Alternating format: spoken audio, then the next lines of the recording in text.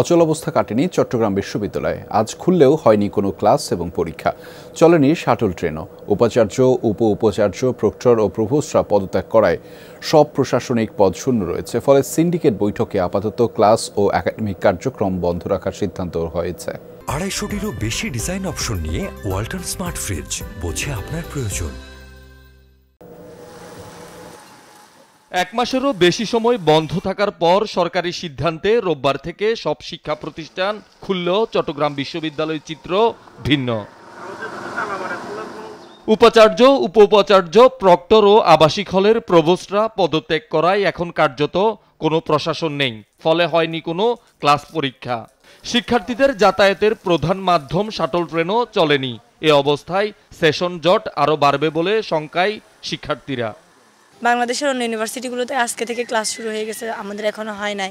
তা আমরা অন্যদের কাছ থেকে পিছিয়ে যাচ্ছি না এটা নিয়ে। কিছু স্টুডেন্ট আসছে, ক্লাস হচ্ছে না, হলগুলো খুলে নাই। বাংলাদেশে একটা রিসেন্ট মুভমেন্ট গেল, ওটার জন্য সব সেক্টরেই বিভিন্ন ধরনের ঝামেলা হয়েছে।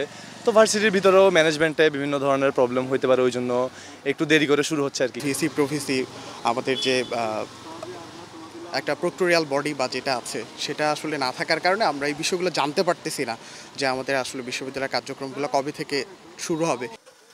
অচলাবস্থা নিরসনে উপাচার্য, উপাচার্য নিয়োগ সহ শূন্যপদ পূরণ করে একাডেমিক কার্যক্রম শুরুর দাবি শিক্ষার্থীদের। কুমিল্লা বিশ্ববিদ্যালয়ের ফ্রেন্ড বলছে ওরা আজকে থেকে ক্লাস করতে যাচ্ছে, কিন্তু আমরা আসতে পারতেছি না। কারণ হচ্ছে আমাদের এখনো প্রশাসনটা গ্রহণ হয় না, আর আমাদের একটা সাহিত্য বিশ্ববিদ্যালয় হওয়ার কারণে কেন্দ্রীয়ভাবে কোনো কিছু এখনো হচ্ছে না। এগুলো পুনর্গঠন করে আমাদের এক্সাম, বাকি যে পেন্ডিং এক্সামগুলো সেগুলো তাড়াতাড়ি হয়ে গেলে আমাদের সবার জন্য ভালো। আমাদের পরীক্ষা পিছিয়ে যাচ্ছে, আর এভাবে বন্ধ থাকলে আমাদের সেশন জটের একটা ভয় থাকে। অতি সত্বর ক্যাম্পাসে ভিসি যাতে নিয়োগ দেওয়া হয় এবং হলগুলোতে অ্যালটমেন্ট দিয়ে ছাত্রছাত্রী উঠানো হয়। সংকট নিরসনে দুপুরে বিশ্ববিদ্যালয়ের রেজিস্ট্রার, ডিনস কমিটি ও সিন্ডিকেট সদস্যরা জরুরি বৈঠক করলেও একাডেমিক কার্যক্রম শুরুর সিদ্ধান্ত হয়নি। আমরা সিন্ডিকেট দেখে বিশ্ববিদ্যালয় বন্ধ করেছিলাম, আবার সিন্ডিকেট দেখেই চালু করতে হবে সেটাও আমরা করেছিলাম, কিন্তু সেটা স্থগিত করে ভাইস চ্যান্সেলর মহোদয় পদত্যাগ করেছেন। এখন সিদ্ধান্ত না নিলে বিশ্ববিদ্যালয়ে রেগুলার অ্যাক্টিভিটিস করা যাচ্ছে না। যদি এমন হতো যে মহামান্য রাষ্ট্রপতি তথা আচার্য যদি কোনো নির্দেশনা দিতেন, তাহলে সেই নির্দেশনা মতো আমরা খুলে দিতে পারতাম, সেটাও আসেনি। ইউজিসির নির্দেশনার পর গত 16 জুলাই বন্ধ হয়েছিল চট্টগ্রাম বিশ্ববিদ্যালয়। শহীদুল সুমন, যমুনা নিউজ, চট্টগ্রাম।